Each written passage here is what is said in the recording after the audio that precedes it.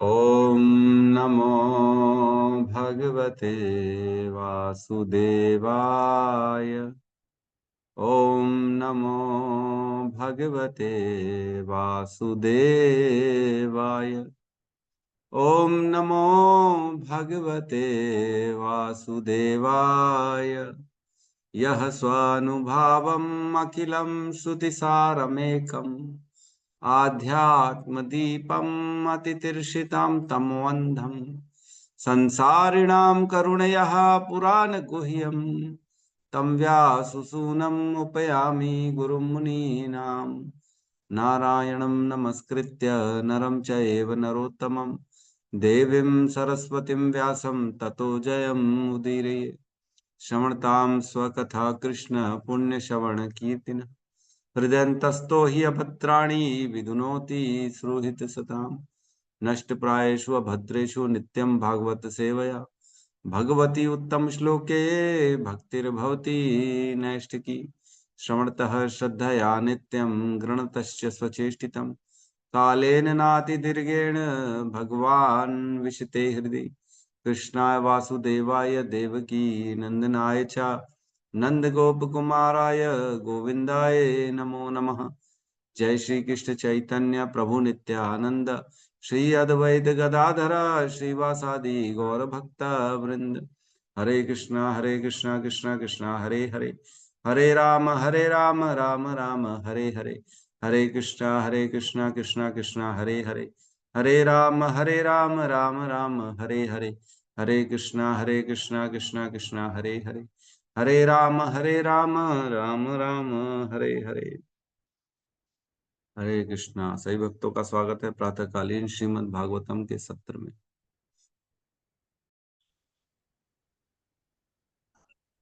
कल हमने डिटेल में पढ़ा था कि 4 प्रकार के लोग होते हैं जो क्रम मुक्ति में ब्रह्मलोक तक जाते हैं, ब्रह्मलोक को प्राप्त करते हैं।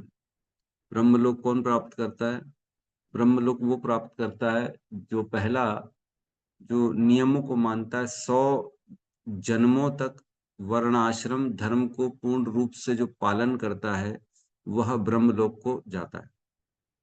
इनफैक्ट ब्रह्मलोक को नहीं जाता, वो ब्रह्मा बन जाता, ऐसा कहा।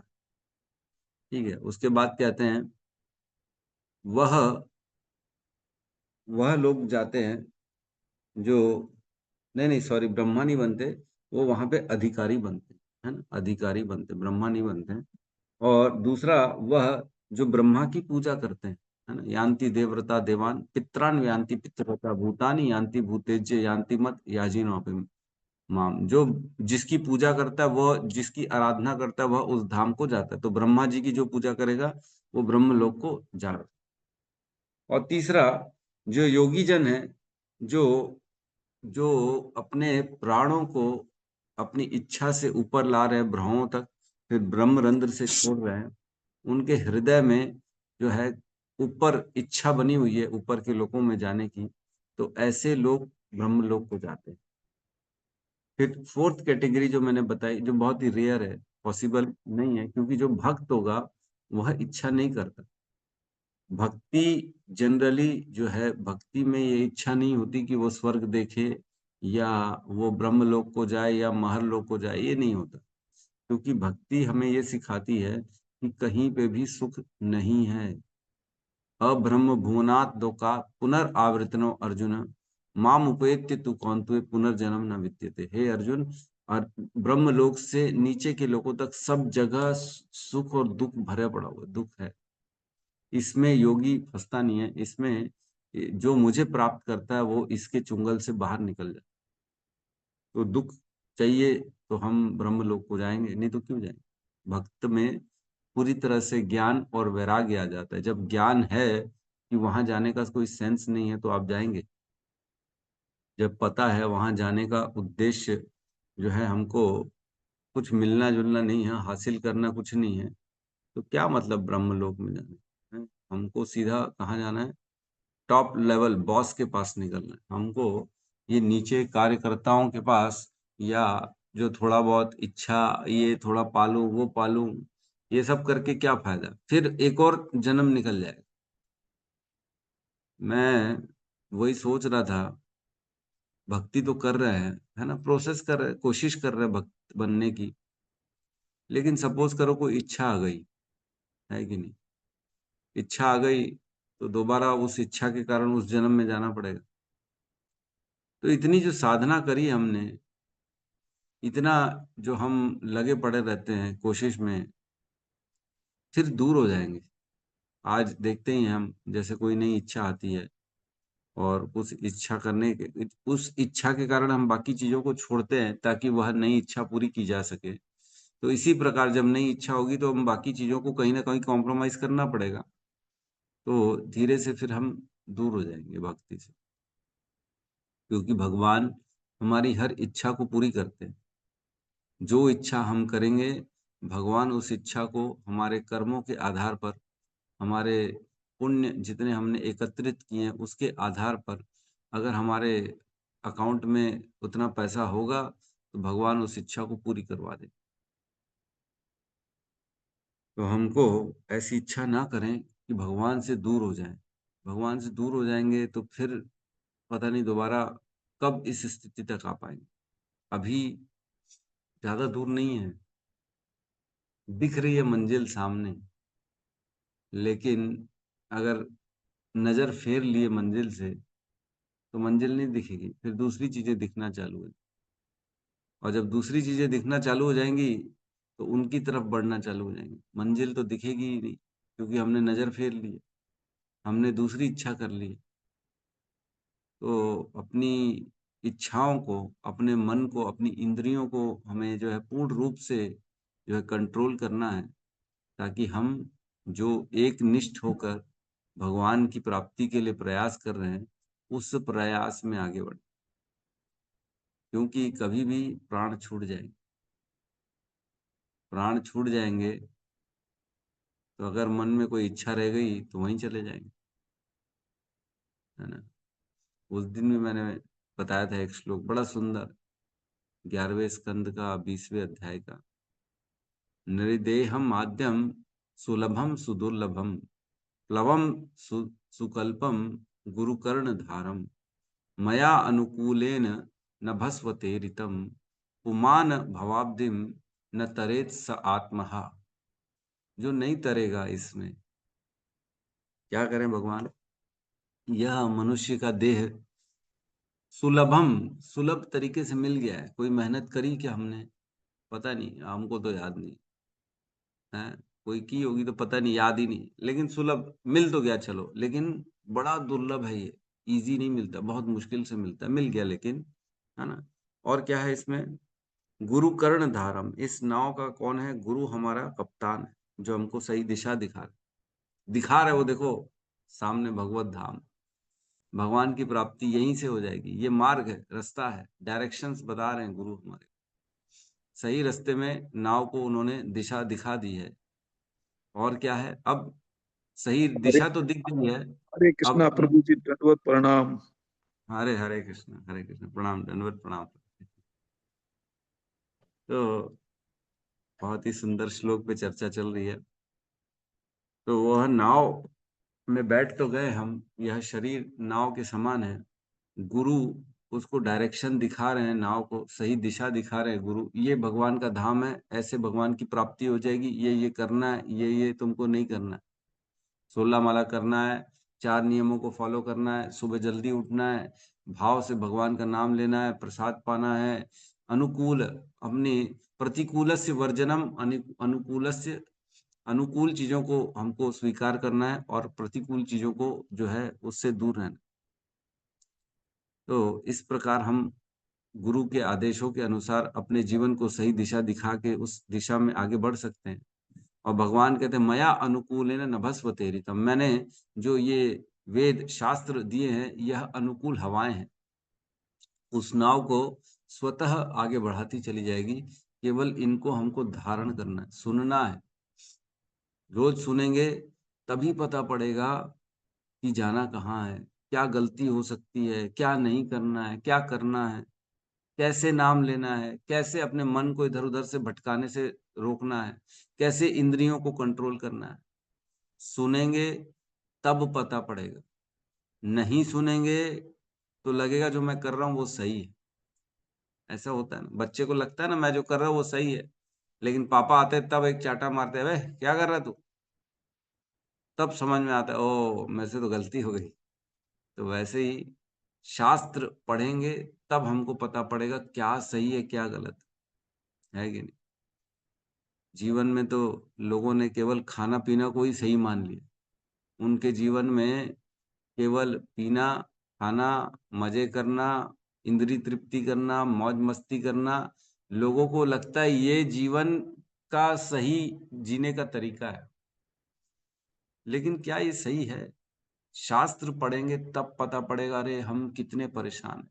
इस जीवन में दुख के अलावा कुछ है ही नहीं। इसके अलावा भी एक और संसार है, आध्यात्मिक जगत है। ये कैसे पता पड़ेगा? जब हम शास्त्र पढ़ेंगे। और उसकी प्राप्ति कैसे होगी ये कैसे पता पड़ेगा? जब शास्त्र पढ़ेंगे।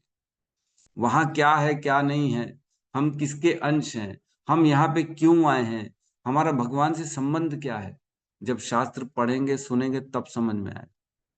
घर बैठे बैठे खाली बोलेंगे हम 16 माला की जगह 50 माला कर लेंगे, तो कैसे समझ में आए?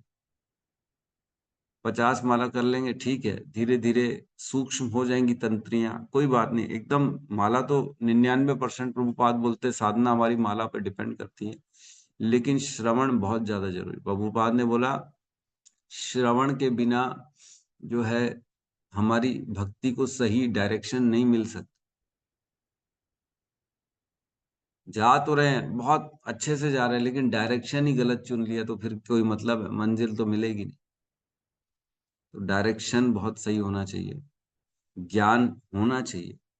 बगैर ज्ञान के भगवत धाम में एंट्री नहीं है ना? निर्माण मोहा जित संग दोषा, आध्यात्म नित्या विनिवृत्त कामा, द्वंद्वैर विमुक्ता सुख दुख संगे गच्छन्ति मूढ़ा पदम अव्ययम तत्। वही जाएगा जिसने अपने मोह को खत्म कर दिया। निर्माण मोह जित संग दोषा, अपने संग को जीत लिया। अपनी मन के अनुसार लोगों के साथ नहीं जाता, लोगों को खाता पीना अपने मन के अनुसार नहीं, बुद्धि के अनुसार जीत चुका है वो अब अपनी इच्छाओं को। अब उसका मन कभी इधर उधर इतर होता ही नहीं है। क्यों? क्योंकि अब बुद्धि से वो अपने कार्यों को करता है। जित संग दोष, आध्यात्म नित्य, रोज आध्यात्म में वो लगा रहता है। अध्यात्म नित्य, रोज कुछ ना कुछ श्रवण करेगा अध्यात्म में। विनिवृत्त काम, अब अपने कामों से अपनी इच्छाओं से परे हो चुका है, पूर्ण रूप से परे हो चुका है। द्वंद्वैर विमुक्ता, अब उसके जीवन में कोई द्वंद नहीं है। सुख दुख का द्वंद, अच्छे बुरे का द्वंद, मेरे पराये का द्वंद, है ना? और अच्छा लगना बुरा लगना, धूप सूर धूप शाम, है ना? ये सब द्वंद जो होते हैं जीवन में, लाभ हानि, मेरा पराया, ये सब द्वंद है। इन द्वंद्वों से दूर हो चुके, द्वंद्वैर विमुक्ता सुख दुख संगे, सुख और दुख में समान है वो। क्या हम सुख दुख में समान है? थोड़ा सा ही कोई उंगली कर देता है तो फिर हमारे अंदर का जाग जाता है ना, अरे मेरे को क्या समझ लिया, मेरे को क्या, उल्लू समझता है। अरे भक्ति कर रहे इसका क्या मतलब है? दिखाएं क्या, दिखाएं क्या? मैं अपनी बात भी कर रहा हूँ बेसिकली, है ना? मेरे अंदर के विचार है ये। हम तो अभी इतने शुद्ध नहीं हो पाए, पता नहीं, हो सकता है कोई शुद्ध हो गया हो। द्वंद्वैर विमुक्ता सुख दुख संगे, सुख और दुख में समान रूप से रहना, ऐसे व्यक्ति को ही गच्छन्ति मूढ़ा पदम अव्ययम, वही भगवान के धाम जा सकता है। ये क्वालिटीज हैं भगवत धाम जाने की। ये क्वालिटी डेवलप करनी पड़ेगी तभी भगवत धाम जा पाएंगे, है ना? तो ये क्वालिटीज कैसे डेवलप होंगी? भगवान ने भगवत गीता के 13वें अध्याय में बताया है कि सभी प्रकार का ज्ञान आ जाता है जब मेरे प्रति व्यक्ति पूर्ण रूप से शरणागति कर। जब हम शरणागति करेंगे भगवान के प्रति, है ना, तब खुद ब खुद स्वतः सारी क्वालिटीज डेवलप हो जाती खुद ब खुद। भागवतम में भी हमने पढ़ा है, दूसरे पहले कैंटो के दूसरे अध्याय में एक श्लोक आता है जिसमें कहते हैं जो मेरे प्रति शरणागति करता है उसको ज्ञान और वैराग्य ऑटोमेटिकली आ जाता है कि नहीं? तो ज्ञान और वैराग्य स्वतः खुद ब खुद आ जाएगा। 1.2.7 वासुदेव भक्ति नहीं, वासुदेवे भगवती भक्ति योग प्रयोजित जन यत याशु वैराग्यम ज्ञानम च यत अहेतुकम। अहेतु की, बिना हेतु के वह ज्ञान और वैराग्य आ जाता है, ऑटोमेटिकली समझ में आने लगेगा कि सुख में सुखी नहीं रहना है, दुख में दुखी नहीं रहना है, ये तो चलता रहेगा, इसमें क्या परेशान हो। खुद ब खुद समझ में आ जाएगा, अरे ये हमारे हिसाब का आदमी नहीं, इससे दूर रहो भैया। जित संग दोषा, अपने जो है ना, जीत जाएंगे हम दोषों से, अपने दोषों से परे हो जाएंगे, फिर ऐसे लोगों से भी दूर हो जाएंगे जो कामी हैं, जो संसारिक हैं, जो भोगी हैं, उनसे दूर हो जाएंगे, है ना। तो धीरे धीरे ये क्वालिटी सब आ जाएंगी। आध्यात्म नित्य, रोज आध्यात्म का श्रवण होगा, रोज कुछ न कुछ नया ज्ञान मिलेगा। नारद जी के बारे में सुनेंगे, ब्रह्मांड के बारे में सुनेंगे, प्रकृति के बारे में सुनेंगे, कर्म के बारे में सुनेंगे, ईश्वर के बारे में सुनेंगे, नए नए ज्ञान के बारे में हमारे को पता पड़ता जाएगा। तो ऐसे में ही हम भक्ति में आगे बढ़ पाए। बहुत जरूरी है श्रवण। गुरु कर्ण धारम, गुरु के बिना नाव कैसे चलेगी, कौन सी दिशा में चलेगी। गुरु के बिना डायरेक्शन हीन है। बहुत ज्यादा जरूरी है कि हमको हमारे ऊपर किसी एक शुद्ध जो ऐसा गुरु है, उसकी संरक्षण में हम अपनी भक्ति को रखें, है कि नहीं। हम अपना सोना चांदी किसको देते हैं, घर का जो पैसा है किसी ऐसे व्यक्ति को देते हैं जो उसको अच्छे से संभाल सके। कि ऐसे बच्चे को देते थे, ले बेटा बच्चे रख ले तू अपने पास, वो बच्चा तो घुमा देगा। धन दौलत संपत्ति सोना चांदी गहने, माताओं के बड़े प्रिय होते हैं गहने, वो घुमा देगा कि नहीं, बच्चा रखेगा अपने पास संभाल के, नहीं रखेगा। किसी जिम्मेदार व्यक्ति के हाथ में हम अपनी संपत्ति देते हैं, किसी जिम्मेदार व्यक्ति के हाथ में अपना पैसा देते हैं, किसी जिम्मेदार व्यक्ति के हाथ में अपना गहना चांदी देते हैं, देते कि नहीं देते, सोना चांदी। वैसे ही हमारी भक्ति, हमारे को जो साधन कर रहे हैं हम, वह ऐसे व्यक्ति के हाथ में देना चाहिए जो जानकार हो, जो समझदार हो, जिसको दिशा मालूम है कि मेरे को मेरे जीवन को कौन सी दिशा में आगे बढ़। खुद ही अपने जीवन का जो है ना जीपीएस ना बने। जीपीएस मतलब जो आजकल होता है ना, मोबाइल में दिख जाता है कहाँ जाना, डेस्टिनेशन मोबाइल में डालो, जीपीएस से हम वहां पहुंच जाते। लेकिन जीपीएस ओरिजिनल क्या जीपीएस है, जीपीएस मतलब गुरु पे श्रद्धा। गुरु पे श्रद्धा रखेंगे तभी हम गंतव्य को प्राप्त कर पाएंगे। ऐसे जीवन में गुरु रखना बहुत जरूरी है। गुरु रखना का क्या मतलब है प्रभु, रखने का मतलब यह है कि गुरु के आश्रय में हमको रहना है ना। उनको अपना गुरु बनाना नहीं है, हमको उनकी शरणागति लेनी है। दोनों में भेद है। हमको उनके पास जाना है, ना कि उनको बुलाना है, आ जाओ आ जाओ आप मेरे गुरु बन जाओ, ऐसा नहीं। हमको जाना पड़ेगा, विनीत भाव से सुनना पड़ेगा, मानना पड़ेगा, शरणागति करनी पड़ेगी, तब गुरु हमको सही दिशा दिखाता, नहीं तो नहीं दिखाता। गुरु भी देखता है कौन शरणागत है, तब उसको सही दिशा दिखाएगा, नहीं तो नहीं दिखाएगा। गुरु को क्या करना है, 50 लोग आ रहे, 100 लोग आ रहे हैं, सब प्रणाम प्रणाम कर रहे हैं, किसको सही दिशा दिखानी है वो देखेंगे। आप भी किसको सही सलाह देते हैं, जो ऐसा लगता है आपको कि मेरे क्लोज है, ये मेरी बात मानता है, इसका मेरे को हित करना चाहिए। किसी को भी सलाह दे देते कि अच्छी, नहीं देते। अरे अपने ईगो में छोड़ो प्रभु, क्या करना है उसका जीवन वो जाने, हमको क्या करना। तो ऐसा ही गुरु के साथ भी होता है। जो भी गुरु के पास शरणागति करता है, गुरु के पास विनीत होकर जाता है, गुरु उसे ही सही रास्ता दिखाते, सबको नहीं दिखाते। अरे हम तो जानकारी है जी, हम खुद पढ़ते ना गुरु जी, भगवत गीता हम रोज पढ़ते हैं, हमको तो समझ में आ गई है। तो फिर ठीक है, गुरु बोलेंगे समझ लो, फिर तुम ही हमारे पास क्यों आए हो। मन ही मन बोलेंगे, मुंह पे नहीं बोलेंगे, लेकिन मन ही मन ऐसे ही बोलेंगे, ठीक है बहुत सुंदर बहुत सुंदर, आप बहुत अच्छा कार्य कर रहे हैं। तो ऐसा लगेगा हाँ गुरु का आशीर्वाद मिल गया, लेकिन गुरु आशीर्वाद नहीं दिया। गुरु अंदर ही अंदर क्या बोल रहा है, गुरु के विचार ऐसे हैं कि ये तो खुद ही अपना रास्ता चुन रहा है, ठीक है जाओ, भगवान करे सही रास्ता मिल जाए तुम।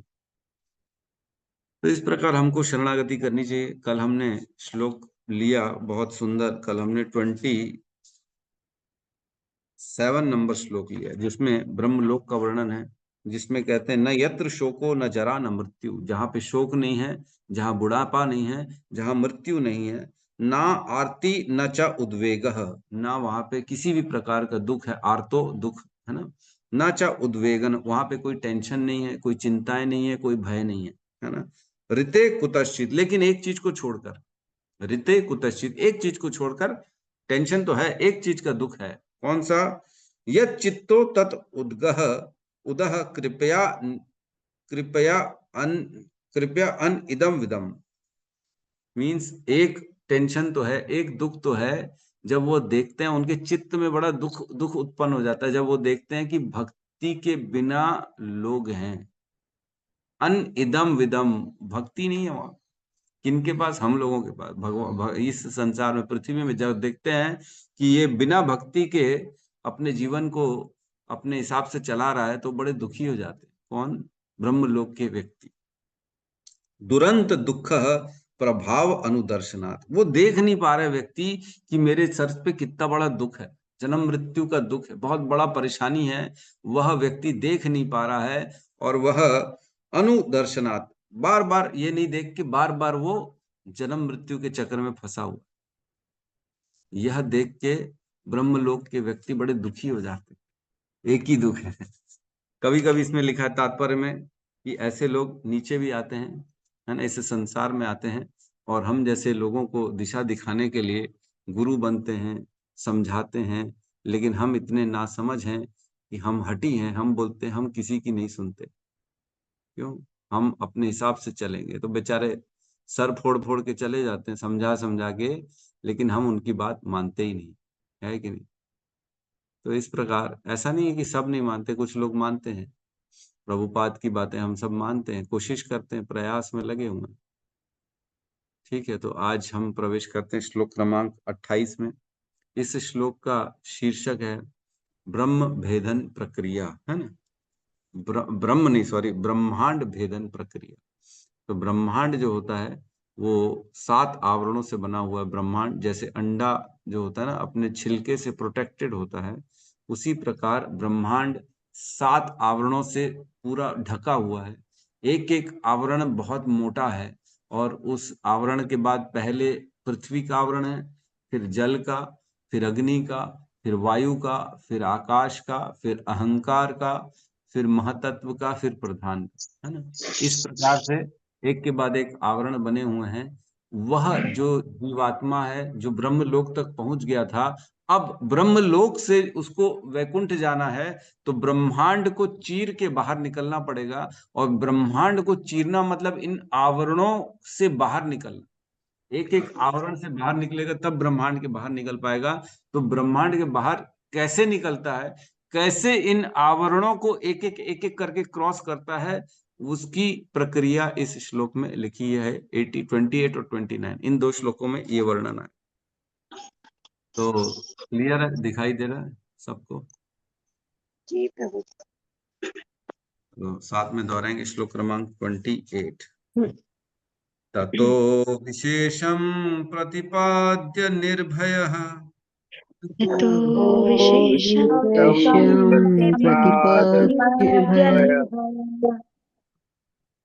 तेनात्मनोपनलमूर्तिरत्मन तेनात्मनोपनलमूर्तिरात्वरन्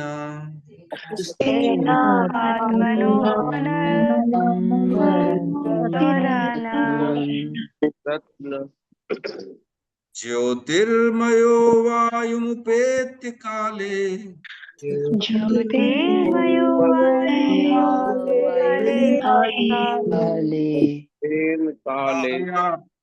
वायवात्मनां खं बृहदात्मलिङ्गम्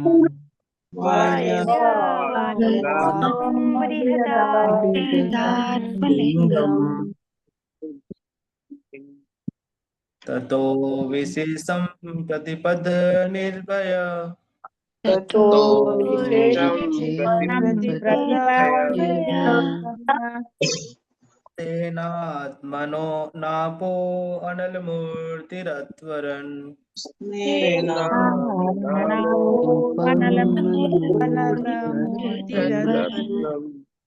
ज्योतिर्मयो वायुमुपेत्य काले ज्योतिर्मयो काले काले वायवात्मनाखं बृहदात्मलिङ्गम् वायुवात्मनाखं बृहदात्मलिङ्गम् ततोऽपि बोलिए माताजी बोलिए। ततो विशेषं प्रतिपद्य निर्भया ततो निर्भया तेनात्मनापो अनलमूर्तिरत्वरन्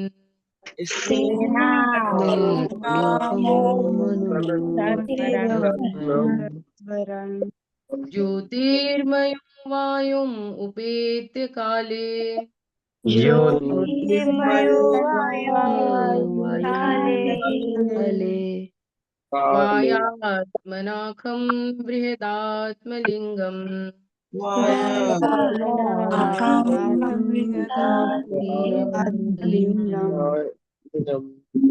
अनुवाद।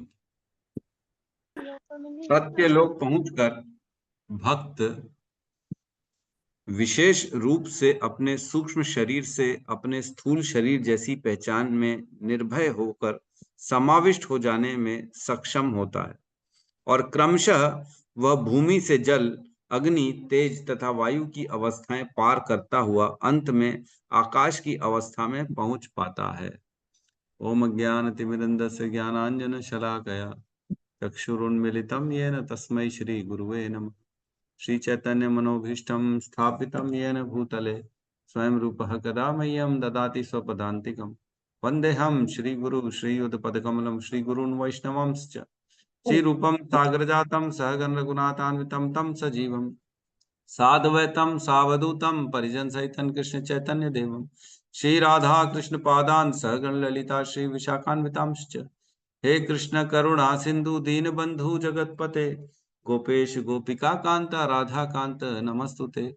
तप्त कांचन गौरांगी राधे वृंदावनेश्वरी वृषभानुसुते देवी प्रणमामि हरिप्रिये। वाञ्छाकल्पतरोभश्च कृपा सिन्धुभ्य एव च पतितानां पावनेभ्यो वैष्णवेभ्यो नमो नमः। नमो विष्णुपादाय कृष्णपृष्ठाय भूतले श्रीमते भक्तिवेदांत स्वामीति नामिने। नमस्ते सारस्वते देवे गौरवाणी प्रचारिणे निर्विशेष शून्यवादी पाश्चात्य देशतारिणे। जय श्री कृष्ण चैतन्य प्रभु नित्यानंद श्री अद्वैत गदाधर श्रीवासादि गौर भक्त वृंद। हरे कृष्णा कृष्णा कृष्णा हरे हरे, हरे राम राम राम हरे हरे कृष्ण। तो हम पिछले श्लोक में पढ़े जब योगी अपनी तीन प्रकार के जो है ना तीन प्रकार के लोग पहुंचते ब्रह्मलोक में। भक्तों को हम अभी काउंट नहीं कर रहे हैं क्योंकि भक्त जनरली नहीं पहुंचते, भक्तों को कोई जिज्ञासा नहीं रहती है ब्रह्मलोक जाने की, तो हम तीन तरह की ही मानते हैं। एक बड़ा बहुत ही कम चांस है कि कोई भक्त ब्रह्मलोक में जाएगा, ठीक है। तो तीन प्रकार के लोग, एक पहला जो 100 जीवन तक वर्णाश्रम को निभाएगा वह ब्रह्मलोक में जाएगा और वहां का अधिकारी बनेगा, है ना। तो वह व्यक्ति क्योंकि उसने कभी भक्ति करी नहीं है इसलिए वह व्यक्ति ब्रह्मलोक के आगे नहीं जा पाएगा, ठीक है।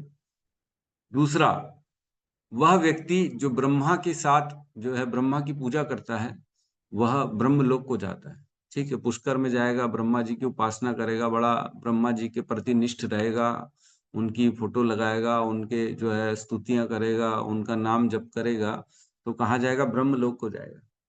तो जब वो ब्रह्मलोक को जाएगा तो ब्रह्मा उनके आराध्य हैं, तो जब ब्रह्मा उनके आराध्य हैं तो ब्रह्मा जी की सेवा करेगा, ब्रह्मा जी के साथ रहेगा। और जब ब्रह्मा जी स्वयं उनकी आयु पूरी होगी, जब ब्रह्मांड के पूरा समय खत्म हो जाएगा, ब्रह्मांड खुद नष्ट हो जाता है, तब ब्रह्मा जी स्वयं भगवत धाम को जाते हैं और वह व्यक्ति खुद साथ ही साथ ब्रह्मा जी, क्योंकि वो ब्रह्मा जी का शिष्य बन गया है, ब्रह्मा जी उसे भक्ति सिखाएंगे, अपने साथ रखेंगे और अपने साथ उनको अपने भगवत धाम लेके जाएंगे। अगर कोई निष्ठा से अपने सीनियर गुरु के पास चला गया, बोले नहीं बस अब आपकी सेवा करनी है मेरे को, तो आप जो बोलोगे वो करूंगा, तो गुरु बोले ठीक है, मैं जो बोलता हूँ वो तू भी बोल। गुरु बोलेगा जय श्री राम, तो चेला भी बोलेगा जय श्री राम जय श्री। गुरु के प्रति निष्ठ है। गुरु बोलेगा जय श्री कृष्ण, तो चेला बोलेगा जय श्री कृष्ण जय श्री। गुरु बोलेगा हरे कृष्णा, तो चेला बोलेगा हरे कृष्णा हरे। तो इस प्रकार गुरु जो जो बोलेगा चेला भी वैसे ही बोलेगा, तो गुरु जहां जाएगा चेले को साथ में लेके जाएगा। ऐसा होता है कि नहीं, टीम बन जाती कि नहीं धीरे धीरे गुरु की।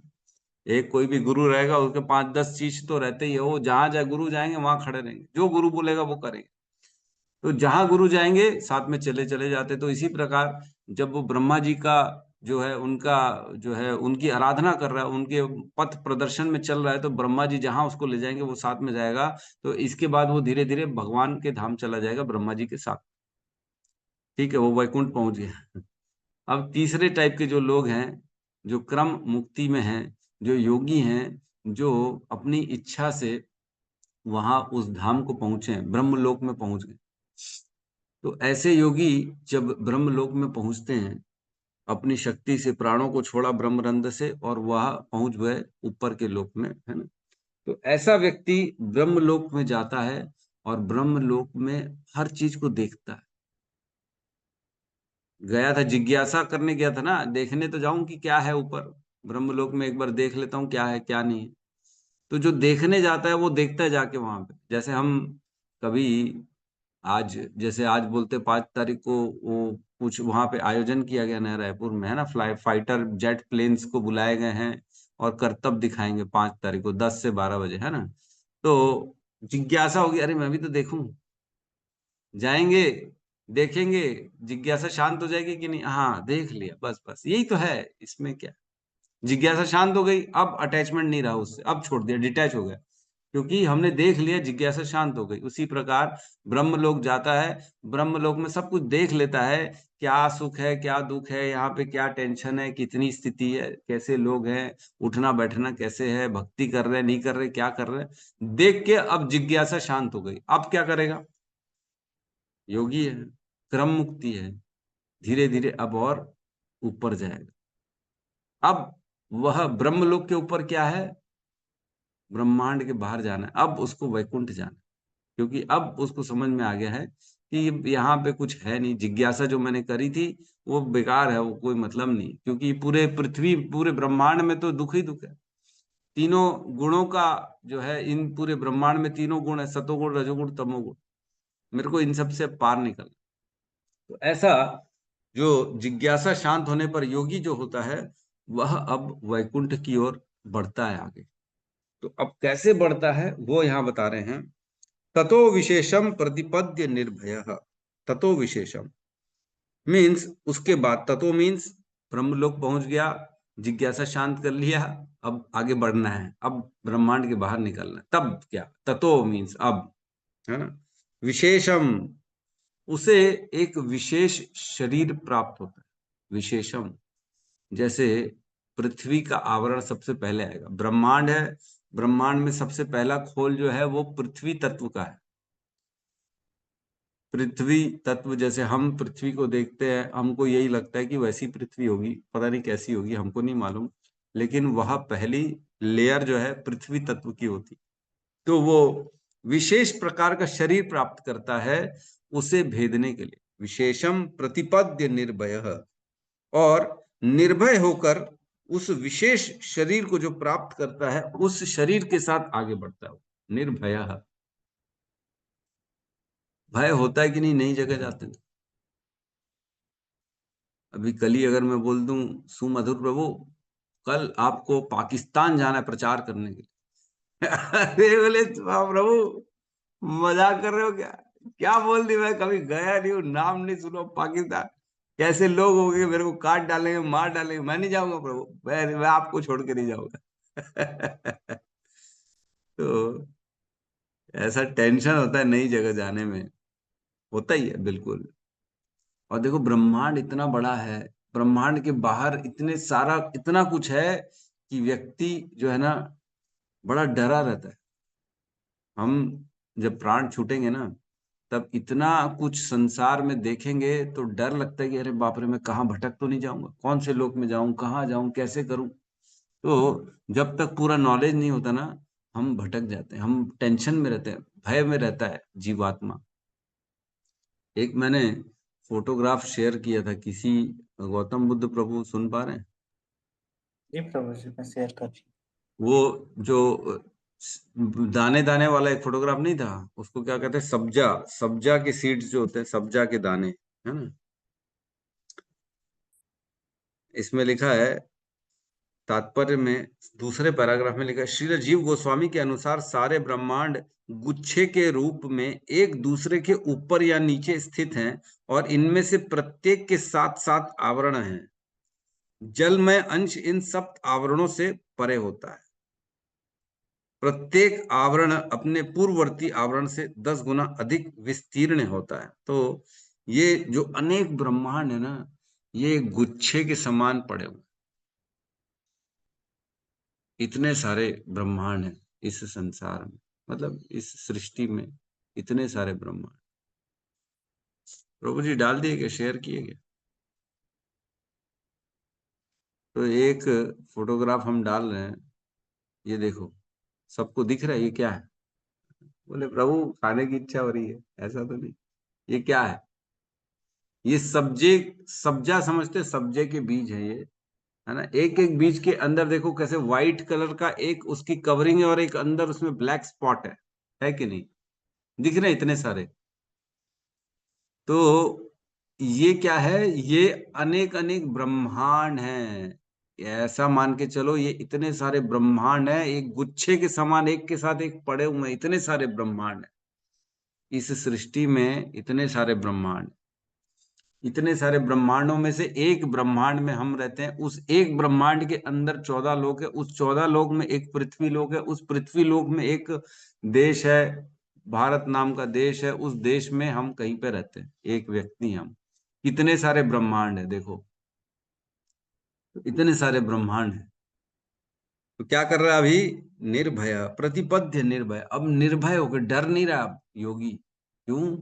क्योंकि वह ज्ञान से परिपूर्ण है, अब भगवान पे निर्भर है, उसको समझ में आ रहा है कि जो है इस विशेष विशेष प्रकार का शरीर प्राप्त करता है और वह विशेष प्रकार के शरीर से अब इस ब्रह्मांड के बाहर निकलने के प्रयास में कार्यरत होता है। तो क्या कह रहे हैं, सबसे पहला शरीर जो उसको प्राप्त होता है, पृथ्वी को क्रॉस करने के लिए पृथ्वी का शरीर मिलता है उसको। पृथ्वी तत्व जो है, पृथ्वी की जो लेयर है, उसको भेदने के लिए सबसे पहले उसे पृथ्वी का शरीर मिलेगा। जैसे एक मैंने ना पिक्चर देखी थी, टर्मिनेटर। किसी ने देखी है टर्मिनेटर? देखी है? जिसमें वो रोबोट होता है, उसको पानी में डालो तो पानी बन जाता है, वो हर कहीं जो है ना, जैसा तत्व होता है उसमें वो बन के निकल जाता है वो, है ना। कई बार हमने ऐसी साईफाई मूवीज देखी हैं, कोई व्यक्ति दीवार क्रॉस कर लेगा, ऐसे अदृश्य हो जाएगा और दीवार क्रॉस करके चला जाएगा, पता ही नहीं पड़ेगा, है ना। पानी में पानी बन जाता है, वो हवा में हवा बन जाता है, लोहा में लोहा बन जाता है, दीवार में दीवार बन जाता है। ऐसा देखा है कि नहीं देखा है? ऐसा बहुत देखा होगा। तो बता रहे हैं इस प्रकार से ये सब देखो कहाँ से आ रहा है दिमाग, ये भागवतम का दिमाग। भागवतम में ये वर्णन है यहाँ पे कि उसे वो विशेष शरीर प्राप्त होता है और वो पृथ्वी का शरीर प्राप्त करता है और पृथ्वी में पूरी तरह से वो घुल मिल जाता है, मतलब पूर्ण रूप से अपने आप को, म्यूटेंट्स, यस बराबर कह रहे हैं, म्यूटेंट्स वाली भी एक मूवी आई थी, उसमें पूर्ण रूप से वही बन जाता है। ऐसा नहीं है कि वो अलग अपनी अलग एक शरीर बना हुआ है उसका, नहीं नहीं। पृथ्वी में जैसे प्रवेश करेगा तो वो विशेष पृथ्वी का शरीर प्राप्त करेगा, पृथ्वी का शरीर प्राप्त करके पृथ्वी में प्रवेश कर जाएगा और पृथ्वी में जैसे ही प्रवेश करेगा और धीरे धीरे धीरे पृथ्वी के आवरण को क्रॉस करना चालू करेगा। समझ में आ रहा है? थोड़ा सा मुश्किल जा रहा है, जिसने वो साईफाई मूवी देखी होगी तो वो फिर भी समझ पाएगा। जैसे सपोज करो घर की दीवार है, घर की दीवार के पार जाना कैसे जाएंगे हम? गेट ढूंढेंगे, खिड़की ढूंढेंगे, कोई तो छेदा ढूंढेंगे तभी हम जा पाएंगे, बगैर छेदे के बिना दरवाजे के तो नहीं जा पाएंगे। लेकिन अगर सपोज करो हम खुद भी दीवार बन जाए, दीवार दीवार में मर्ज हो जाएगी और दीवार दीवार में मर्ज होकर दूसरी तरफ से निकल जाएंगे, ऐसा हो सकता है कि नहीं हो सकता? ऐसा होता है। इसमें कह रहे हैं कि वह विशेष प्रकार का शरीर प्राप्त करता है उस तत्व को, और उस तत्व में विलीन हो जाता है, और उस तत्व में विलीन होके उस तत्व को भेद के बाहर निकल जाता है। उसमें उसको निर्भय हो जाता है, डरता नहीं है वो, है ना। वह शरीर तेन आत्मनो अपन अनल मूर्तिर अवतरण, मतलब वह विशेष उस तत्व के अनुकूल शरीर प्राप्त करता है, और वह धीरे से आगे बढ़ता है। क्या कर रहा है? आत्मनः आप, उसके बाद कहा जाता है आपो मीन्स जल में पहुंचता है। पहले पृथ्वी, फिर उसके बाद जल। जल में जैसे ही पहुंचता है तब वह पृथ्वी का शरीर पृथ्वी के तत्व में छोड़ देता है, और जल में प्रवेश करता है तो उसको जल का शरीर प्राप्त होता है। उस जीवात्मा को वह जल में प्रवेश करेगा, फिर जल का जितना चौड़ा आवरण है उस जल के आवरण को क्रॉस करेगा, जल के शरीर को प्राप्त करके। पृथ्वी का शरीर पृथ्वी तक ही सीमित है, वहां छूट गया, क्योंकि पृथ्वी का शरीर लेके जल में नहीं जा सकता। क्या हम इस शरीर से जल में रह सकते हैं? नहीं रह सकते। 2-4 साल तो रह सकते हैं। अरे प्रभु, 2-4 घंटे नहीं रह सकते, 2-4 साल की बात क्या करें। अरे 2-4 घंटे, 10 मिनट नहीं रह सकते हम जल में। रह सकते हैं? नहीं रह सकते। लेकिन मछली कैसे ले लेती है? क्योंकि उसके शरीर बना ही वैसे मछली का, जल में रहने का।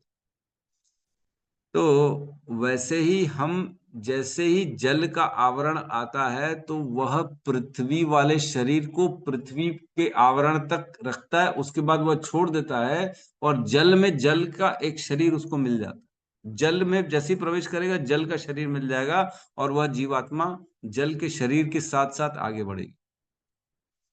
जल जैसे ही कंप्लीट होगा, पृथ्वी जल, उसके बाद अग्नि आएगी, अग्नि का आवरण आएगा। फिर जैसे ही जल का आवरण जितना चौड़ा होगा वहां तक वह जल के शरीर में रहेगा, और उसके बाद जैसे ही अग्नि का आवरण आएगा वह अग्नि का शरीर धारण कर लेगा, विशेष प्रकार का शरीर मिलेगा उसको। इस ब्रह्मांड को भेदने की प्रक्रिया है यह, है ना।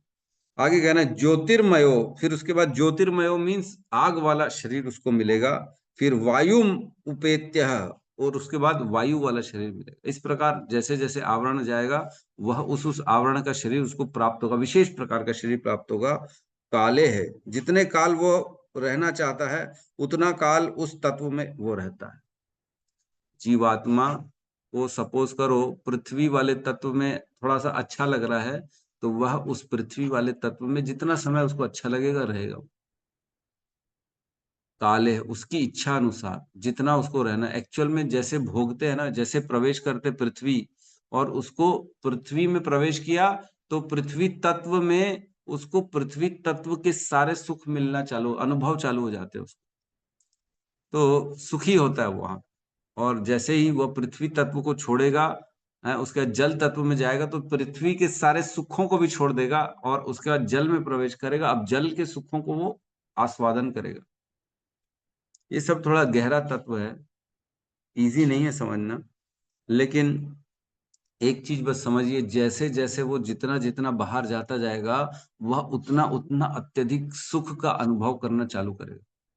जितना जितना उससे ये तत्व छूटते चले जाएंगे, पृथ्वी छूटा, जल छूटा, अग्नि में पहुंच गया, तो पृथ्वी और जल में जितना उसको सुख मिल रहा था उससे अब कई गुना ज्यादा अग्नि में सुख मिलने लगेगा।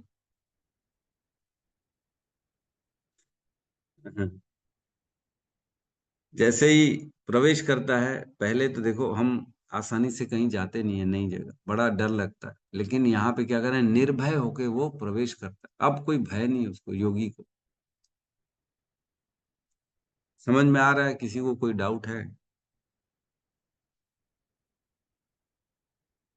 यहाँ कह रहे हैं और व्यव्यात्मनाम खम बृहद आत्मलिंगम। तो बृहद आत्मलिंग, बृहद मीन्स विशाल, बहुत बड़ा, जो विशाल आकाश है, आकाश तक फाइनली वो पहुंचता है, जहां पे वो वास्तविक भगवान का अनुभव करना स्टार्ट करता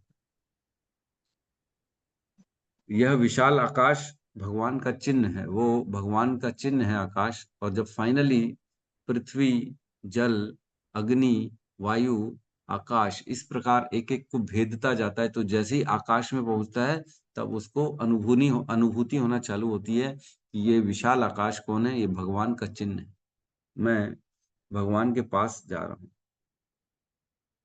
तो अब जो है ना, हमको थोड़ा सा ये समझना पड़ेगा कि ये सृष्टि बनती कैसे। समझ में आ रहा है जो मैं बोल रहा हूँ? किसी को ऐसा तो नहीं कि नहीं समझ में? किसी को डाउट है तो हम ले सकते हैं प्लीज आप, क्योंकि थोड़ा सा इजी नहीं है समझना इसको। आ रहे हैं प्रभु जी। आ रहा है मतलब पृथ्वी के तत्व में प्रवेश करेगा, पृथ्वी बनकर पृथ्वी में प्रवेश करेगा, और पृथ्वी बनकर जैसे पृथ्वी में प्रवेश करेगा तो पृथ्वी के भोगों को, जो पृथ्वी में सुख है, वह सारे सुखों को भी अनुभव करेगा। और उन सुखों को अनुभव करते करते जितना मर्जी होगा अनुभव करेगा, सुख हो लेगा, अब लगेगा अब बहुत हो गया, अब छोड़ो, तो वो पृथ्वी को छोड़ के जल में प्रवेश करेगा। अब जैसे पृथ्वी को छोड़ा और पृथ्वी तत्व को छोड़ा, पृथ्वी शरीर को छोड़ा, तो पृथ्वी के जितने सुख इच्छाएं थी वो सब छूट गई, अब कोई इच्छा नहीं बची। अब पृथ्वी छोड़ी तो इच्छा भी पृथ्वी की से जुड़ी सारी खत्म हो। अब जल में प्रवेश करा, जल के शरीर से जल में प्रवेश करेगा, और जल में जितना सुख है जल के सुखों को भोगेगा, और जिस दिन वो तृप्त हो जाएगा जल के सुखों से, उस दिन फिर वो जल के शरीर को भी छोड़ देगा और उस सुखों को भी छोड़ देगा और आगे बढ़ेगा, अग्नि में बढ़ेगा। इस प्रकार धीरे धीरे वह जीवात्मा आगे बढ़ता है और इस सृष्टि, इस ब्रह्मांड को भेद कर वो धीरे धीरे बाहर आकाश तक पहुंचता है। आकाश कौन है? आकाश जब पहुंचता है तब उसको भगवान का अनुभव होता है, और वह आकाश भगवान का चिन्ह है।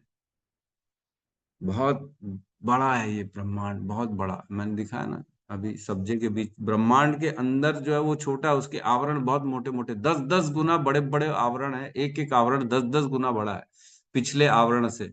और 7 आवरण है।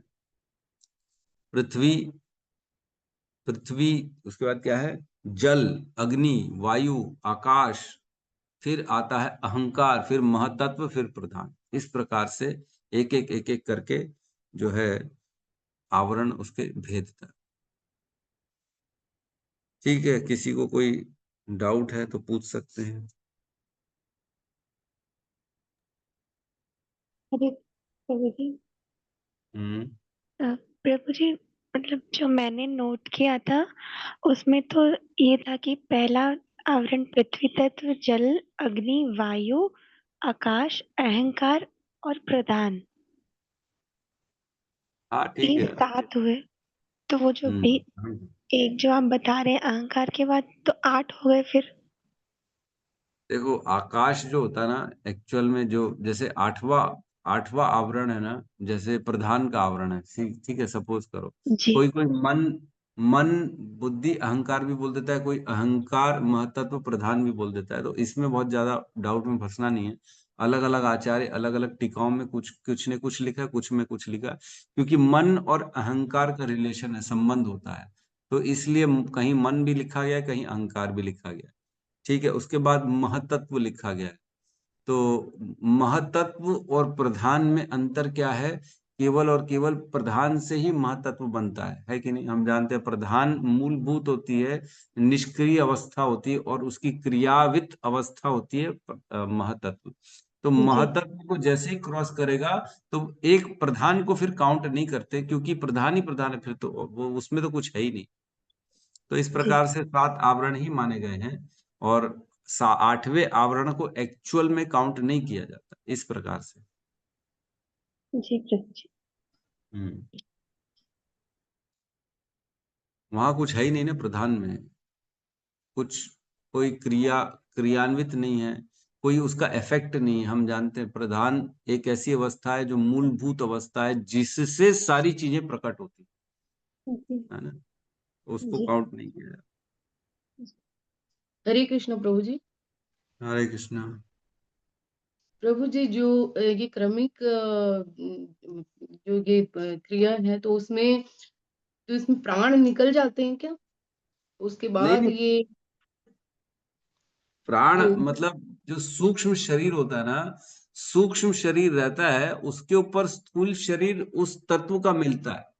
जैसे पृथ्वी में प्रवेश करेगा तो सूक्ष्म शरीर जो है उसका मन बुद्धि अहंकार, मन बुद्धि आत्मा, मन बुद्धि अहंकार ये रहेगा उसके पास, लेकिन उसको शरीर मिलेगा पृथ्वी का, और पृथ्वी में रहेगा, और पृथ्वी के सारे सुखों को भोगेगा, और पृथ्वी को जैसे ही छोड़ के आगे बढ़ेगा तो पृथ्वी के जितने सुख है इच्छाएं हैं वो वहीं पे छोड़ देगा। मन मन बुद्धि अहंकार उसका शुद्ध हो गया, मतलब अब पृथ्वी से उसके किसी भी प्रकार का कोई संबंध नहीं रखेगा, कोई इच्छा नहीं करेगा दोबारा आने की, क्योंकि उसको भोग चुका है, उसको मालूम है अब यहाँ पे कुछ नहीं। जी तो जी प्रभु मन बुद्धि अहंकार कब छूटता होगा? आकाश में जाने के बाद छूटता होगा क्या? मैंने धीरे धीरे छूटता जा रहा है, उसका शुद्ध होता चला जा रहा है। एक्चुअल में जो फॉल्स ईगो है वो अब शुद्ध होता चला जा रहा है। मन तो हमारा वहां पे भी रहता है ना, मन बुद्धि अहंकार पूर्ण रूप से छूटता थोड़ी है। फॉल्स ईगो, ट्रू ईगो आ जाता है, फिर सच्चा अहंकार आ जाता है, सच्चा मन आ जाता है कि अब मैं भगवान का सेवक हूं, अब मुझे केवल भगवान की सेवा करनी। यह इच्छा आने लगती है धीरे धीरे, और पृथ्वी से, इस संसार से भोगों की इच्छा खत्म हो जाती है धीरे धीरे। तो प्रभु जी 7 आवरण को पार करने के बाद में फिर मन बुद्धि अहंकार छूटता होगा पूरा? देखो, धीरे धीरे शुद्ध होता जा रहा है, उसमें हर आवरण में कुछ ना कुछ उसका छूटता जा रहा है, छूटता जा रहा है, छूटता जा रहा है, धीरे धीरे धीरे धीरे वो क्रॉस करेगा तो एकदम शुद्ध होके प्योर होके बाहर निकले, ऐसा है।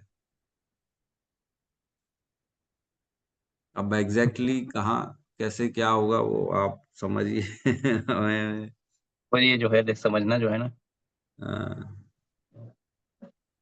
देखो लिखा है, मैं पढ़ता हूँ इसमें ना, पढ़ते हैं।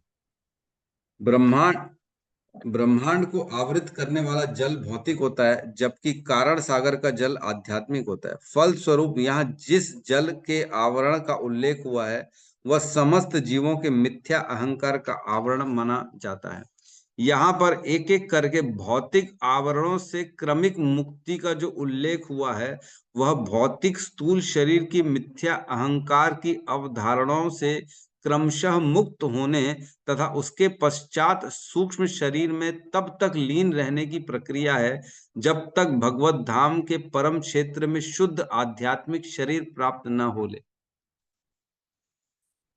तो ये सब समझना बड़ा मुश्किल हो जाता है, लेकिन यहाँ लिखा है कि भौतिक स्थूल शरीर की मिथ्या अहंकार की अवधारणा, जो भौतिक स्थूल हमारा भौतिक एक्चुअल में होता है, मन बुद्धि अहंकार भौतिक हो गया, और एक हो गया आध्यात्मिक हो गया। जब तक भौतिक चीजें उसको डिस्टर्ब करती है तब तक वो इस संसार में भौतिक चीजें, लेकिन एक दिन जब ये सब छूट गया, केवल अब आध्यात्मिक इच्छा बन गई, अब केवल भगवान कृष्ण की सेवा करनी है और कुछ नहीं चाहिए, तो वह मन आध्यात्मिक हो गया, अब भौतिक नहीं रहा। तो वह भौतिक संसारी सारी चीजें छूट जाती हैं, फॉल्स ईगो, फॉल्स माइंड और फॉल्स जो है इंटेलिजेंस, ये सब खत्म हो गया, अब ट्रू आ जाता है, सच्चा हमको हमारा स्वरूप पता पड़ जाता है, तब हम कृष्ण की शरण में जाते हैं। तो सच्चा स्वरूप मतलब सच्चा मन, सच्ची बुद्धि, सच्चा अहंकार। एक एक करके भौतिक आवरणों से क्रमिक मुक्ति का जो उल्लेख हुआ है वह भौतिक स्थूल शरीर की मिथ्या अहंकार की अवधारणाओं से क्रमशः मुक्त होने तथा उसके पश्चात सूक्ष्म शरीर में तब तक लीन रहने की प्रक्रिया है जब तक भगवत धाम के परम क्षेत्र में शुद्ध आध्यात्मिक शरीर प्राप्त न हो ले। तो सूक्ष्म शरीर में तब तक रहना पड़ेगा जब तक वह आध्यात्मिक शरीर न प्राप्त करे। तो जैसे ये आवरणों से बाहर निकलेगा, शुद्ध हो जाएगा, वह ये सूक्ष्म शरीर को वहां छोड़ के आध्यात्मिक शरीर प्राप्त हो जाएगा उसको।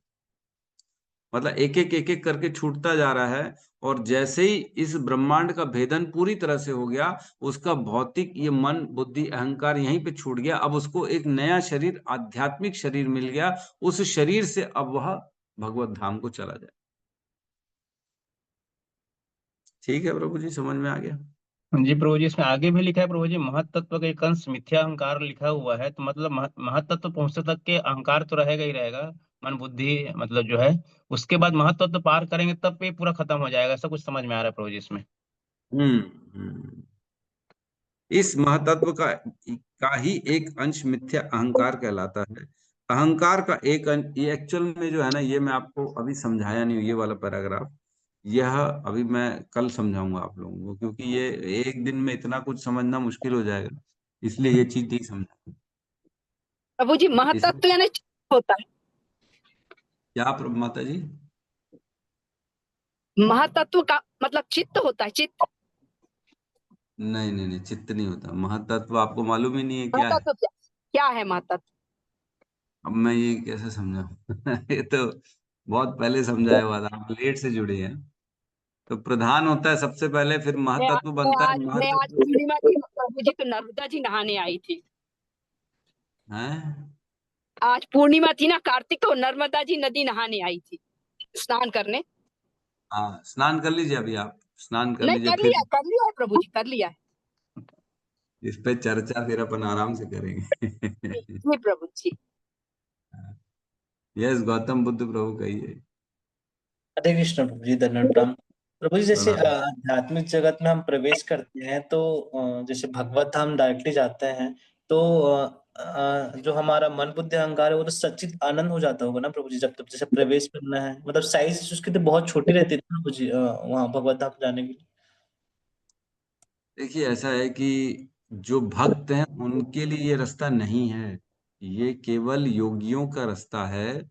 और योगी लोग ऐसे जाते हैं, भक्त लोग ऐसे भेदते नहीं हैं। भक्त लोग अपनी भक्ति लता बीज को बढ़ाते बढ़ाते हैं, और भक्ति लता बीज एक दिन जब बढ़ जाती है तो सीधा भगवत धाम तक पहुंच जाती है।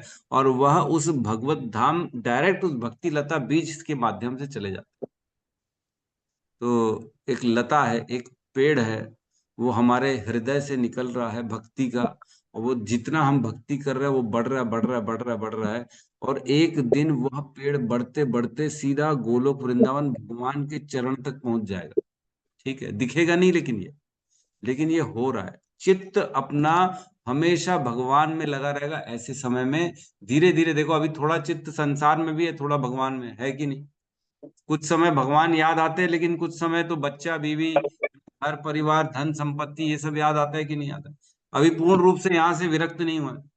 लेकिन जब भक्ति करते करते करते ऐसी स्थिति आएगी कि अब इस संसार से कोई प्रेम नहीं है, केवल भगवान से प्रेम है, उस दिन वह हमारी भक्ति का पेड़ जो है ना, बड़ा होके होके भगवान के भगवत धाम तक पहुंच गया। मतलब जब भगवान के भगवत धाम को पहुंच गए, जब हमारा पेट डायरेक्ट, हमारा कनेक्शन हो गया भगवान से, तो हम जब शरीर छोड़ेंगे तो डायरेक्ट सीधा हम वहां पे पहुंच जाएंगे। जैसे हमने नारद जी के केस में सुना था, नारद जी के पिछले जन्म में उन्होंने जैसे ही शरीर छोड़ा, उनको उसी क्षण भगवान के पार्षद का शरीर प्राप्त हो गया था। याद है कि नहीं? जैसे बिजली की चमक होती है, वैसे बिजली कितनी कितनी देर में गिरती है और कितनी देर में चली जाती है, वैसे ही नारद जी का शरीर छूटा इधर इस भौतिक शरीर से, और तुरंत उनको आध्यात्मिक शरीर, पार्षद वाला शरीर प्राप्त हो गया। पढ़ा था हमने, याद है कि नहीं याद है? तड़क, एक श्लोक था जिसमें ऐसा लिखा था, तड़क करके, मतलब तुरंत जैसे बिजली तड़कती है वैसे शरीर बदल गया उनका, पता ही नहीं पड़ा। तो ये भक्तों के जीवन में ये ब्रह्मांड भेदन प्रक्रिया नहीं आती है। ये उनके जीवन में आती है, उनके जीवात्माओं के साथ होता है जो क्रम मुक्ति वाला रास्ता चुनते हैं, जिनके अंदर अभिलाषा रह जाती कि मैं ये भी देख लूं, थोड़ा वो भी देख लूं, थोड़ा ब्रह्मा जी के साथ भी 2-4 घंटे बात कर लेता हूँ ना रास्ते में, तो ब्रह्मा जी पढ़ेंगे, देख लेता हूँ एक बार क्या कर रहे हैं, है ना, थोड़ा देख लेता हूँ कैसे मजे ले रहे हैं वो लोग, कैसे स्वर्ग में इंद्र मजे ले रहा है। तो ये अगर इच्छा रह जाएगी, तब हम क्रम मुक्ति में चले जाएंगे, और क्रम मुक्ति में धीरे धीरे धीरे धीरे एक एक करके आवरणों को भेद के निकलना पड़ेगा। ठीक है प्रभु जी। जी प्रभु जी, प्रभु जी, लेकिन ना जैसे आप बता रहे हैं सारी चीजें ना, तो ठीक है, इच्छा नहीं करना चाहिए, लेकिन ऐसा एक माइंड में आता है ना प्रभु जी कि कैसा होगा, इतने ब्रह्मांड है, ये सारी चीजें हैं, मतलब थोड़ा सा मन में वो चीजें तो आती है, ये सब चीजें सुनने के बाद में, क्योंकि हमने पहले कभी सुना नहीं है, और इस टाइप के भौतिक तो है, तो वो सब चीजें देखने की या सारी चीजें जानने की ऐसे, मतलब अब ये जैसे आप बता रहे हैं तो थोड़ा सा जिज्ञासा होता है ना प्रभु जी, कैसे होगा, क्या होगा। अब देखो, अब जब ये बता रहे हैं ना, तो ये सारी देखो आध्यात्मिक जिज्ञासाएं हैं। ये क्या चल रहा है हमारे बीच में, जो डिस्कशन चल रहा है ना, ये आध्यात्मिक जिज्ञासा है, ये कोई भौतिक नहीं है। आध्यात्मिक चर्चाएं चल रही हैं कि ये गलतियां नहीं करनी है। समझ में आया? बच्चे को जब बाहर भेजा जाता है ना, तो उसको अच्छा और बुरा दोनों बताया जाता है। बेटा वहाँ ये गलत होता है, या वहाँ बेटा इस टाइप के भी लोग होते हैं, इनसे दूर रहना। तो ऐसे लोगों के बारे में बताया जाता है, बेटा ऐसे भी लोग हैं जो बच्चों को हाथ पैर काट के उनको भिखारी बना देते हैं, अंधा बना के उनको किडनैप करके रख लेते हैं, किसी के हाथ की चॉकलेट मत खाना। बताया जाता है कि नहीं बताया जाता है, ताकि उससे बचें, ऐसे स्थान में ना जाएं। तो वैसे ही यहाँ पे आध्यात्मिक पूरा हमारा ज्ञान हमको मिल रहा है। सुखदेव जी बता रहे हैं कि ऐसी स्थिति में नहीं जाना है, बचना है इनसे, इसलिए बताया जा रहा है। कितनी मुश्किल है, कितनी ऐसा इजी नहीं है भगवत धाम जाना, इससे समझ में आ रहा है। मतलब श्रीला प्रभुपाद जी ने तो एकदम बाही मचा दी, इतना इतना शॉर्टकट दे दिया हमको, इतनी आसानी से ये सब ब्रह्मांड वेदन वेदन हो रहा है। हम कितना आसानी से भगवत धाम जाएंगे, ये हम कल्पना भी नहीं कर सकते। लेकिन जो योगी हैं, जो अन्य अन्य अपने सिद्धियों पे, अपने बल पे जाने की कोशिश कर रहे हैं, उनको कितनी तकलीफ है। आसान नहीं है भगवत धाम जाना। मतलब वाकई में ये सुन के ऐसा लगता है कि मुश्किल से 0.0000001% लोग होंगे जो भगवत धाम जा पाएंगे, नहीं तो नहीं जा पाएंगे। कौन जा पाए? किसी को ज्ञान है क्या इतना? देखो, रास्ते से घर से निकलना है, और अगर किसी को रास्ता नहीं मालूम है तो भटकेगा ही भटकेगा, मंजिल कैसे पहुंचेगा? नहीं पहुंच पाएगा, रास्ता मालूम ही नहीं है उसको। अगर यहाँ से हम आपको छोड़ दें, हम आपको बोले जाओ, आप जो है ना वहां पहुंचो, आप कश्मीर के डल लेक में जाओ। अरे प्रभु, रास्ता कहाँ है? मेरे को नहीं मालूम, आप बताओ, आप खुद ही जानो, खुद ही अपनी गाड़ी चलाओ, खुद ही डायरेक्शन ढूंढो, पहुंच पाओगे? नहीं पहुंच पाओ। आपको मालूम ही नहीं कहाँ जाओगे, भटक जाओ। उसी प्रकार भगवत धाम जाना भी, जब तक डायरेक्शन नहीं है, रास्ता नहीं मालूम है, हम नहीं पहुंच सकते। तो ये सब रास्ते इतना मुश्किल है, आसान नहीं है। पढ़ना जरूरी है, समझना ज्यादा जरूरी। ठीक है। यस प्रभु। और क्या कह रहे हैं गौतम बुद्ध प्रभु? जी प्रभु जी, मतलब बहुत मतलब सोचने वाली बात लगी प्रभु, कितना मतलब गहराई है, मतलब समझ में। वो कार्टून आता था प्रभु जी, एक बचपन में देखा था, बैन 10 करके। उसमें वो एक ना बहुत सारे अलग अलग बनते, उसमें बनता था एग्जैक्टली वो, जैसे जिस चीज को टच करता था वो चीज बन जाता था। हाँ हाँ, तो वो राइट याद आया। राइट, वैसे ही रहेगा। यस यस, रोनी नंदन प्रभु। प्रभु जी इसमें जैसे आपने बताया कि बहुत नया नया चीज सुनने को मिल रहा है, तो जैसे हम अगर भक्ति करते रहेंगे प्रभु जी, लेकिन इसमें बहुत मुश्किल है। जैसे आप यहीं पे, जैसे वहां पे भगवत धाम जब ही जा पाएंगे, जैसे बोलते हैं कि नॉर्मल जैसे जाना है तो आत्मा का जो साइज रहता है उससे थोड़ा सा बहुत बड़ा रहता है भगवत धाम जाने के लिए। तो उसमें जैसे थोड़ा सा भी मन बुद्धि मतलब थोड़ा सा भी अहंकार रहा, ये रहा, तो नहीं जा पाते। तो हमको अगर भक्त लोग हैं जो बोल रहे हैं, आप जैसे भक्ति लजा ब्रिज जैसे बढ़ते जाती है तब हम जा सकते हैं। तो हमारे को तो फिर जब से भक्ति लता ब्रिज बढ़ेगी तब तक हमको जो है सब पूरा पूरा मतलब शुद्ध होना पड़ेगा प्रभु जी। विशुद्ध जो बोलते हैं वहां होंगे तब कहीं हम उस वहां तक प्राप्त कर सकते हैं प्रभु जी। तो ये तो बहुत मुश्किल काम है देखा जाए तो। इस मतलब यहीं पर रह के मन बुद्धि अहंकार सबसे वो बाहर निकलना, उसके बाद फिर भक्ति लता ब्रिज बढ़ाते हुए फिर हमको भगवत धाम प्राप्त करना इतना इजी नहीं है जितना भी आप सुन रहे हैं, है ना। आपको तो मैं इसलिए वो श्लोक पढ़ाया ना, 15.5 भगवत गीता, निर्माण मोहा जित संग दोषा, आध्यात्म नित्या विनिवृत्त कामा, द्वंद्व विमुक्ता सुख दुख संगय, गच्छन्ति मूढ़ा पदम अव्ययम। तब वही जा पाएगा जो ये सारे गुणों को अपने अंदर डेवलप कर लेगा, वही जा पाएगा, नहीं तो कोई नहीं जा पाएगा। कौन से गुण है? मैं अनुवाद पढ़ रहा हूं भगवत गीता का, सुनिए। जो झूठी प्रतिष्ठा, मोह तथा कुसंगति से मुक्त है, जो शाश्वत तत्व को समझते हैं, जिन्होंने भौतिक काम को नष्ट कर दिया है, जो सुख तथा दुख के द्वंद्व से मुक्त हैं, और जो मोह रहित होकर परम पुरुष के शरणागत होना जानते हैं, वे उस शाश्वत राज्य को प्राप्त होते हैं। वे ही भगवान के धाम को जाते हैं जिनके अंदर ये सारे गुण हैं। 15.5 आध्यात्मिक जगत में प्रवेश करने की मिनिमम क्वालिफिकेशन। मिनिमम क्वालिफिकेशन क्या है? आपको द्वंद्व विमुक्ता, द्वंद्वों से दूर रहना है, आपको सुख दुख में समान रहना है, मोह से दूर रहने, निर्माण मोहा जित संग दोषा, दोषों को जीतना है, अपने संग को जीतना है, ये सब करना है। तभी हम उस धाम को जा पाएंगे, नहीं तो नहीं जा। प्रभु जी तो 16 माला फिर क्या है प्रभु जी? भक्ति का एबीसीडी है प्रभु जी, भक्ति का एबीसीडी। प्रभुपाद ने बोला था, ये प्रभुपाद का सेंटेंस है, if I would have tell you how much, मतलब हाउ मच, मतलब इसमें तकलीफें हैं भगवत धाम में, how much difficult is to achieve भगवत धाम, then you would haven't started yet. तो मतलब भगवत प्रभुपाद कहते हैं, अगर मैंने तुमको शुरू में ही बता देते ना कि कितनी तकलीफ है, कितना चुनौती भरा ये रास्ता है, तो तुम प्रवेश ही नहीं करते, तुम जुड़ते ही नहीं। इतनी मुश्किल, अरे वाह वाह वाह वाह, हाथ जोड़े भैया, हमको नहीं जाना हम यही ठीक है, तो आप घुसते ही नहीं उसमें। धीरे धीरे रहस्य खुलते हैं, धीरे धीरे धीरे धीरे रहस्य खुलते हैं। लेकिन एक चीज है कि यह जो 16 माला है, यह खुद ही खुद काम करती है, हमको काम करने की जरूरत नहीं, खुद ब खुद हमारे चित्त को वो बैठ के धोते हैं भगवान, और हमको इस लायक बनाते हैं कि हम भगवत धाम जाएं। अब जैसे भगवान की शरण ग्रहण कर ली ना, अब भगवान की जिम्मेदारी हो गई है कि हमको ऐसा बना देंगे, जैसे 15.5 में बताया गया, वो बनाने की जिम्मेदारी अब भगवान की है। भगवान एक न एक दिन हमको ऐसा बना ही देंगे, इतना भरोसा, इतनी श्रद्धा रखनी ही चाहिए।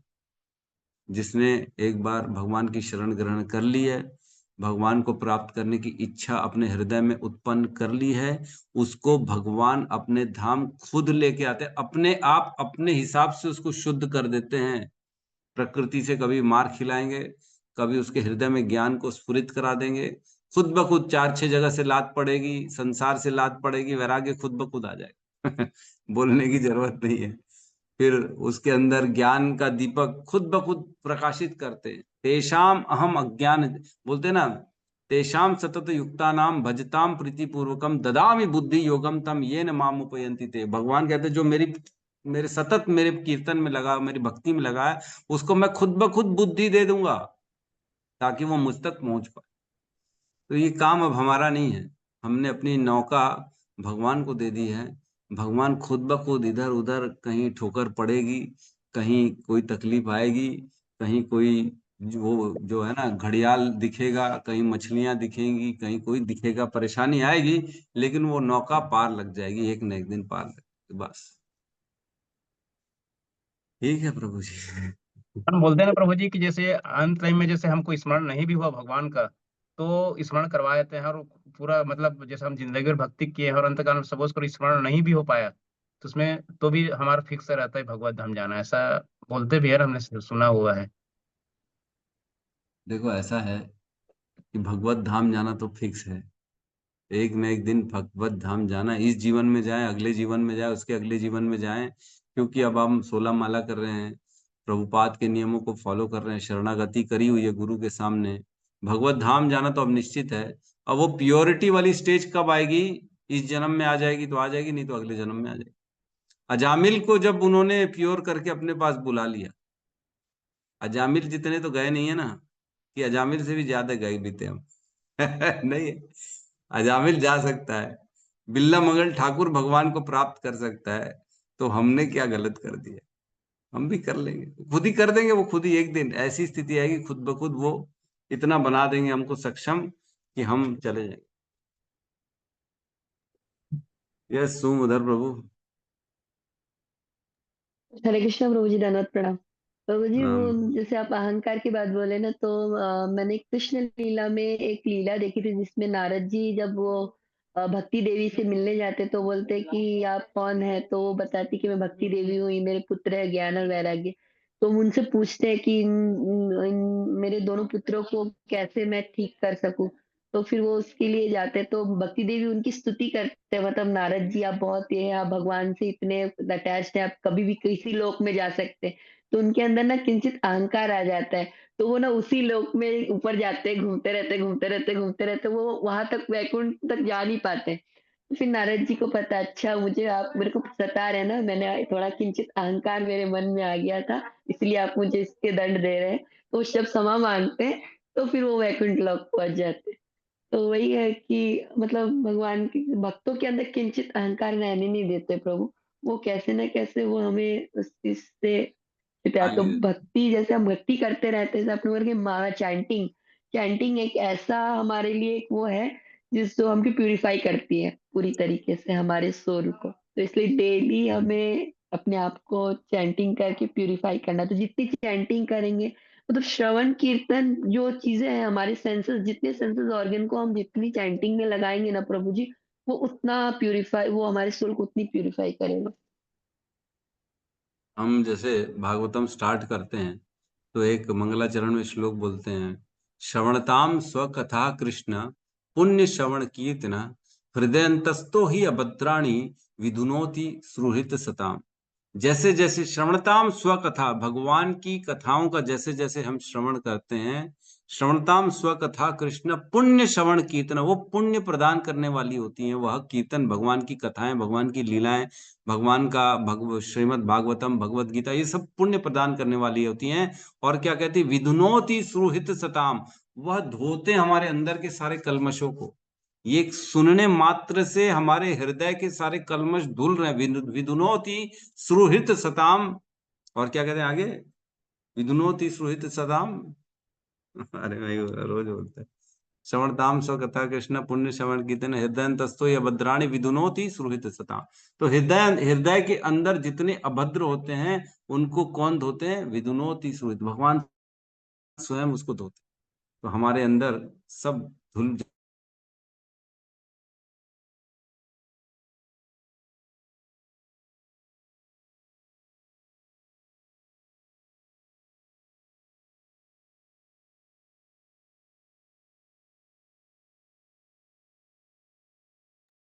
प्रभु जी बाहर हो गए क्या? हरी बोल।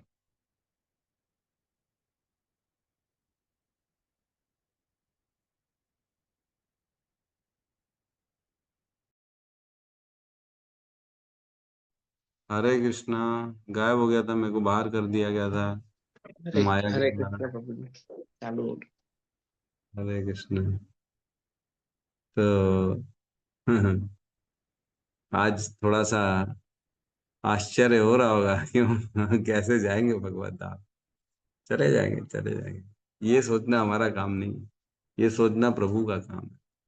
जिनके हाथों में अपनी बागडोर दे दी वो सोचेंगे गाड़ी कैसे चलानी है, घोड़ा कैसे चलाना है। हमको थोड़ी सोचना है, हमको क्या करना है, केवल शरणागति करनी है, बस। कंपनी प्रभु जी कैसे। वो हाँ हरे हाँ। कृष्णा प्रभु जी बोल रहे थे, आप बोले ना कि चले जाएंगे, वो एक्चुअली क्या है ना, वो एक कहानी है ना। इंद्र लोक से हाथी आता है, तो सभी बोल, एक इंसान जाता है वहां उस लोक में, हाथी के पूंछ पकड़ के चले जाता है, तो उस लोक में घूम के आता है। अब वो लोग बोलते पता है मैं इंद्र लोक गया था, बोलते मैं हम लोग को सबको जाना है। बोले ठीक है चलो, रात को क्या करते जंगल में जाके छुप के रहते हैं, बोलते हैं जैसे हाथी आएगी उसकी पूंछ को पकड़ लेते हैं, और वो पूंछ को पकड़ के सब ऊपर में उड़ते रहते हैं। अब वो पीछे से एक इंसान पूछता है कि इंद्रलोक कैसा दिखता है, कैसा है उसका, तो बोलता है कि इतना बड़ा दिखता है, जैसे वो हाथ छोड़ देता है ना सब गिर जाते हैं। तो वही है प्रभु जी कि सब करेंगे भक्ति, मगर उसमें से किसी एक को अगर ऐसा हो गया तो फिर परेशानी है। तो सबको एकजुट होकर भक्ति में लगे ही रहना प्रभु जी। छोड़ अब देना तो नहीं गुरु थोड़ा सा महाराज भी और देना। शिक्षा गुरु और दीक्षा गुरु का पूछ पकड़ के चले जाएंगे। है। देखो ये तो फैक्ट है कि जब तक पकड़ेंगे नहीं तो फिर नहीं तब जाना, तक पकड़ना नहीं जा है। पाएंगे जी प्रभु छूट जी। जाए, जैसे प्रभु जी ने बोला इतना बड़ा बोलेंगे छूट गया तो छूट गई, नहीं तो छूट गई, पकड़ना पड़ेगा। लेकिन श्रद्धा, समर्पण और पालन, ये सब चीजें बहुत ज्यादा जरूरी है। श्रवण बहुत ज्यादा जरूरी है, टच में रहना बहुत ज्यादा जरूरी है। अपने आप को, व्यक्ति को ऐसा नहीं सोचना चाहिए कि मैं अब जानकार हो गया हूं, अब मेरे को किसी की जरूरत नहीं। ऐसा सोचेंगे तो छूट जाए। हर पल हर स्थिति में बस समर्पण करते श्रद्धा से आगे बढ़ते चलेंगे। ठीक है, तो हम यहाँ पे अब क्लास को क्लोज करते हैं हरे इसी का। कृष्ण। हरे कृष्ण। बस जी बोलिए। आज तक ही वो दामोदर अष्टकम दीपदान करना है और आज तक ही परहेज करना है, क्या आगे भी करना है? आज नहीं नहीं, बस पूर्णिमा। आज लास्ट डे है ना, आज लास्ट डे, कल से आप अपना चालू कर सकते हैं जो जो छोड़ा आपने। जी प्रभु जी धन्यवाद। हरे कृष्ण। तो आज विशेष पूर्णिमा का दिन है और हम कार्तिक पूर्णिमा में हैं आज, और आज का दिन विशेष है। आज के दिन जो है लास्ट हमारा कार्तिक का दिन है और आज हम आखिरी जो है दीपदान होता है आज के दिन में। तो आज के दिन अच्छे से करें, दीपदान करें और कल से जो हमने उपवास रखा था उसको जो है अब आज लास्ट रखेंगे, कल से उसको हम जो है उसका पारण कर लेंगे। भगवान के प्रति समर्पित होकर थोड़ा सा पूजा भाव करके अपने उपवास का समर्पण कर दें कि भगवान मैंने आपकी प्रसन्नता के लिए ये रखा था, मुझे कृपा करें और मुझे अपनी प्रेमा भक्ति प्रदान करने की जो है कृपा करें। तो इस तरह से बोल के हम अपना उपवास को तोड़ सकते और कोशिश करें कि जिस चीज का हमने जो है त्याग किया था वह किसी वैष्णव को पहले प्रदान करें। जैसे किसी ने मीठा छोड़ा तो पहले किसी वैष्णव को जाके मीठा खिलाएं, पहले भगवान को भोग लगाएं, फिर वह प्रसाद को किसी वैष्णव को पवाएं, फिर खुद खाएं। ऐसा करें, जो भी छोड़ा रहा हो ऐसा करें तो ज्यादा अच्छा। ठीक है, तो हम यहाँ पे क्लास को क्लोज करते हैं, सब मिलके हरे कृष्ण महामंत्र का उच्चारण करते हैं। हरे कृष्णा हरे हरे कृष्णा कृष्णा हरे हरे राम हरे राम राम राम राम हरे हरे समस्त भक्त वृंद की जय। जगत गुरु शील प्रभुपाद की जय। निताई गौर प्रेमानंद हरि हरि बोल। कृष्णा प्रभु जी हरे दंडवत कृष्णा प्रभु जी प्रणाम। दंडवत प्रणाम सभी वैष्णवों को दंडवत प्रणाम हरे कृष्ण। हरे कृष्ण हरे कृष्ण।